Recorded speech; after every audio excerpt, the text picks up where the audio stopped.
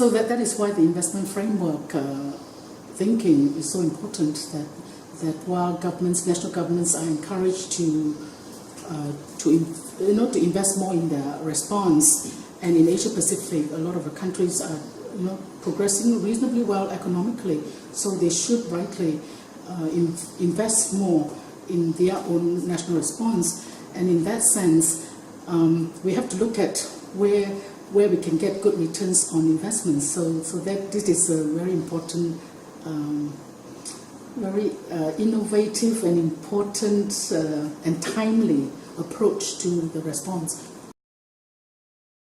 90% of countries in Asia Pacific have retained laws that probably come from the colonial times that actually are not progressing towards, how to say, they're not helping the response in terms of the existence of punitive laws and making it difficult for communities to actually access services or even address stigma discrimination. Yes, so in this region we have a lot of work to do. Oh, definitely. I mean, access to affordable medication should be there. And this is an issue that is actually very much taken up by APCASO, for example, and some other key population networks, because it will be very detrimental if affordable medicine or free medicine on treatment is not available to people who need it, or people who are eligible who need it. Yeah. I think policymakers need to understand the different needs of different communities within affected women and girls.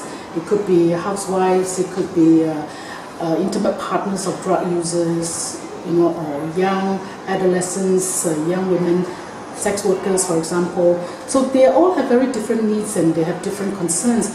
And accessibility to services is an issue because health systems may not be geared towards understanding their needs. There may be stigma and discrimination at the clinic, for example. So people don't want to go and get services, get tested, whatever. So that is a concern. Well, we hope not, because like we say in the business, there is a lot of unfinished business. We have made a lot of progress in terms of falling infection rates, in terms of treatment access, the coverage of ART. Those things are really solid results especially from our region.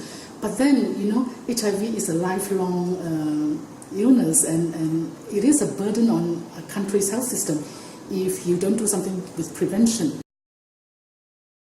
Getting to zero would mean, involving the community very meaningfully from design, from implementation, from monitoring and results, the whole spectrum of a national program. And also getting to zero would mean government and donors investing in programs that actually are meaningful or impacting key populations, and getting the results from investment in what they call high impact programs, on programs that will bring results rather than programs that